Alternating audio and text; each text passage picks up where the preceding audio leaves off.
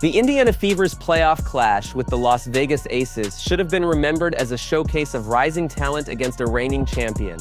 Instead, it became one of the most debated series of the season. Questionable officiating, glaring foul disparities, and missed reviews shifted attention away from the game itself and onto the integrity of the competition. What unfolded wasn't just a test of basketball skill, but a battle against circumstances that seemed stacked from the start. This breakdown explores how the series turned from a fight on the hardwood into a controversy that shook fans, players, and the league alike. Nobody gave Indiana much of a chance heading into Game 1 against Las Vegas. The Aces were the reigning champions, loaded with experience and expected to dominate from the opening tip. The Fever, on the other hand, were viewed as young underdogs who should have been grateful just to make it this far. But when the ball went up, all those predictions collapsed. Indiana came out fearless, meeting Vegas punch for punch and refusing to be intimidated by the spotlight. Aaliyah Boston anchored the paint, forcing the Aces into tough contested looks, while Kelsey Mitchell attacked the rim with relentless confidence.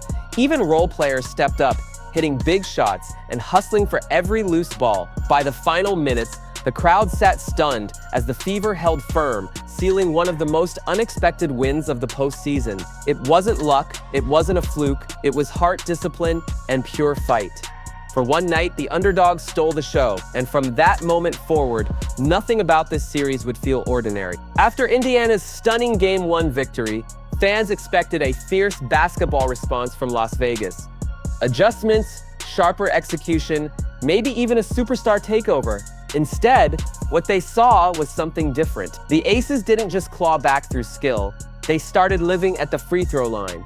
The box score told the story loud and clear, a massive free throw gap that couldn't be explained away by style of play. Indiana was driving to the rim, attacking inside, playing physical but controlled defense. Yet somehow, whistle after whistle went against them. Every touch became a foul. Every clean contest turned into free points for Vegas. By the end of Game 2, it didn't feel like a battle of talent anymore. It felt like the balance of power had shifted into the hands of the officials. Head coach Stephanie White voiced what everyone was thinking, calling out the glaring discrepancy and demanding accountability. For Fever fans, the message was obvious. Indiana wasn't just fighting the champs on the floor, they were fighting the whistles too. By the time Game 2 settled in, the pattern was impossible to ignore. Indiana's defense, which had carried them all season, suddenly looked like a liability on the stat sheet.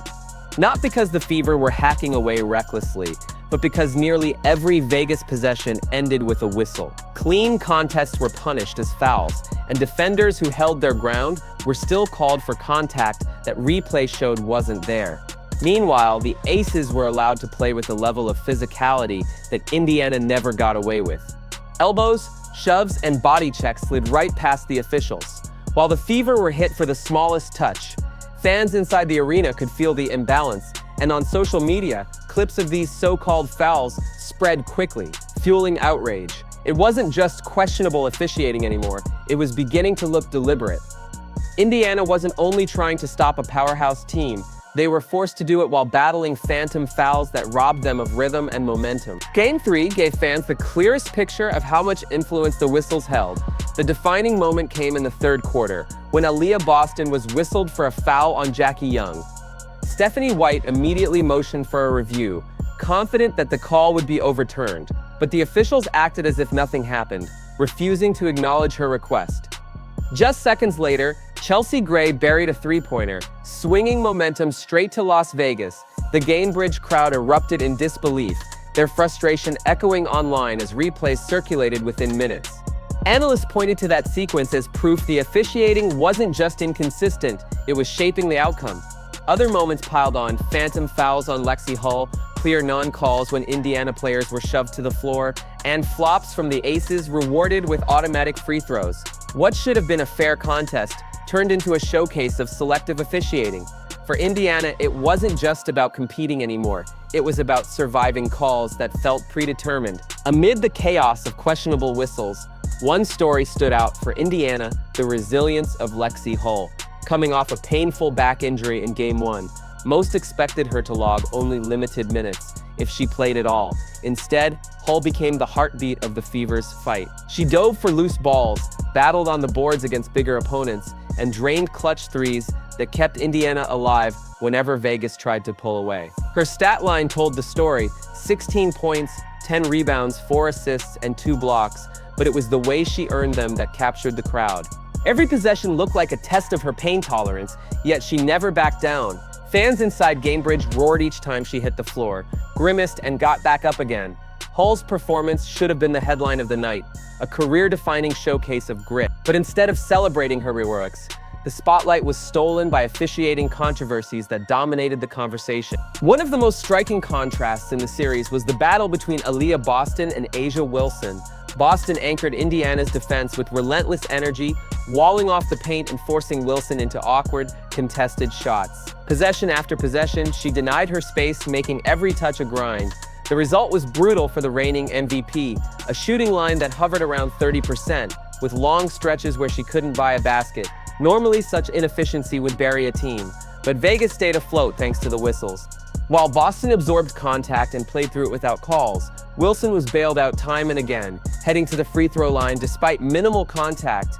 Media narratives tried to spin Wilson's struggles as an off night, but the truth was clearer. Boston's defense had done its job. Yet instead of celebrating that execution, the story tilted toward excuses and protective coverage. It was a duel that revealed how officiating distorted what fans should have been watching, a star neutralized by elite defense. While fans in the arena and online were calling out the officiating, the national broadcast told a very different story.